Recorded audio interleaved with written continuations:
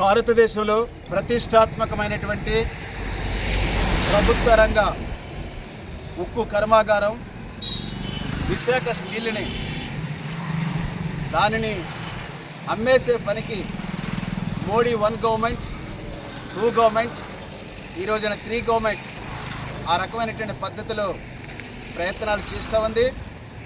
ఈ క్రమంలోనే ఇటీవల కాలంలో సుమారు 4,000 మందిని మరి విధుల నుంచి తొలగించేటువంటి పని కూడా చేస్తూ ఉంది. ఆ రకంగా మొత్తంగా విశాఖ ఉక్కు కర్మాగారాన్ని కార్పొరేట్ వ్యక్తులకు అప్పగించేటువంటి పని మోడీ ప్రభుత్వం పార్లమెంటు సాక్షిగా చేస్తున్నటువంటి పరిస్థితి ఉన్నది. అసెంబ్లీ వాళ్ళు సోషలిస్టులు ఉన్నారు, కాంగ్రెస్ వాదులు ఉన్నారు, కమ్యూనిస్టులు ఉన్నారు. విశాఖ ఉక్కు కోసం వాళ్ళు రాజీనామాలు చేశారు. అలాగే కొన్ని వేల ఎకరాల భూమిని నిర్వాసితులందరూ కూడా ఈ ఆంధ్రప్రదేశ్కి ఒక ఉక్కు కర్మాగారం వస్తుందని చెప్పి తమ భూములు వదులుకొని బయటికి వెళ్ళినటువంటి నిర్వాసితులు ఉన్నారు.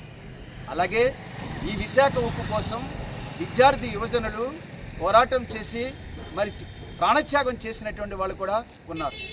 ఇన్ని త్యాగాలతో 1990 దశకంలో మరి ఉత్పత్తిలోకి వచ్చినటువంటి విశాఖ ఉక్కు కర్మాగారం ఈ 35 సంవత్సరాల కాలంలో ఈ రాష్ట్రానికి ఈ దేశానికి అది ఎంతో పారిశ్రామికంగా తోడ్పడినటువంటి పరిస్థితి ఉన్నది. లాభాలు గడించింది ప్రభుత్వ బడ్జెట్లకు ఉపయోగపడింది. మరి ఇంతటి ఉక్కు కర్మాగారం ఇవాళ ఎందుకు నష్టాల్లోకి వచ్చింది? ప్రభుత్వ విధానం వల్ల నష్టాల్లోకి వచ్చిందని చెప్పదలిచింది. బొగ్గు గనులు కేటాయించకపోవడం కానీ, లేకుంటే ధరలకు సంబంధించిన వ్యవహారం కానీ, ఇట్లాంటి కేంద్ర ప్రభుత్వం యొక్క చర్యల వల్ల మాత్రమే ఈ ప్రభుత్వాన్ని కేంద్ర ప్రభుత్వమే నష్టాల్లోకి నెట్టేసి ఈ రోజున నష్టాల్లో ఉందని చెప్పి తెగనమ్ముతామని చెప్పే పద్ధతిలో ఈ రోజున ఈ కేంద్ర ప్రభుత్వం వ్యవహారం చేస్తాం. అంటే మనం అడగాల్సినటువంటి ప్రశ్న ఏమంటే, అంటే ఈ పరిశ్రమలు ప్రైవేటు వాళ్ళ చేతుల్లో పోతే లాభాలు గడిస్తారా? ప్రభుత్వం చేతుల్లో ఉంటే లాభాలు రావా? అంటే ప్రభుత్వానికి పరిశ్రమలు నడపడం చేత కదా, లేకుంటే వీళ్ళ కార్పొరేట్ ప్రయోజనాలు ఉన్నాయా? కార్పొరేట్ ప్రయోజనాల కోసమే దీన్ని రకంగా తెగనమ్మేటువంటి పని చేస్తున్నటువంటి పరిస్థితి ఈ రోజున మోడీ ప్రభుత్వం చేస్తుంది.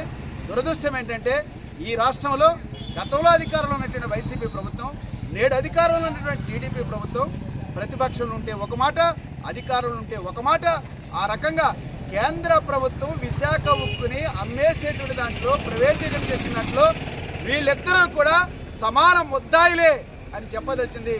రాష్ట్ర ప్రయోజనాలని నష్టం చేస్తున్నారని చెప్పదలిచినటువంటి పరిస్థితి. ఇప్పటికైనా మీరు గతంలో ఏ మాటలు చెప్పాలో గుర్తుపెట్టుకోండి. పోరాడుతున్నటువంటి ప్రజలకు అండగా ఉండండి. విశాఖ ఉక్కు కర్మాగారం మరి అది ప్రజల చేతుల్లోనే, ప్రభుత్వం చేతుల్లోనే ఉండాలని చెప్పి, దాన్ని అమ్మేయొద్దని చెప్పి, దాన్ని కాపాడాలని చెప్పి ఈ రోజున 1700 రోజులు సుమారుగా అక్కడ వాళ్ళు పోరాడుతూ ఉన్నారు. వాళ్ళకి మద్దతుగా ఈ రోజున రాష్ట్ర వ్యాప్తంగా భారత కార్మిక సంఘాలు అట్లాగే మరి అనేకమైనటువంటి ప్రజా సంఘాలు మద్దతు ఇస్తున్నాయి. ఆ రకంగా కేంద్ర ప్రభుత్వం తన నిర్ణయాన్ని వెనక్కి రావాలని చెప్పి, అది ప్రభుత్వ రంగంగా కొనసాగాలని చెప్పి, దాని లాభాల బాట పట్టించే దానికి గనులు కేటాయింపు ఇతరత్ర చర్యలు చేపట్టాలని చెప్పి మరి పీడీఎఫ్ తరఫున కూడా ఈ కేంద్ర రాష్ట్ర ప్రభుత్వాన్ని డిమాండ్ చేస్తున్నాం.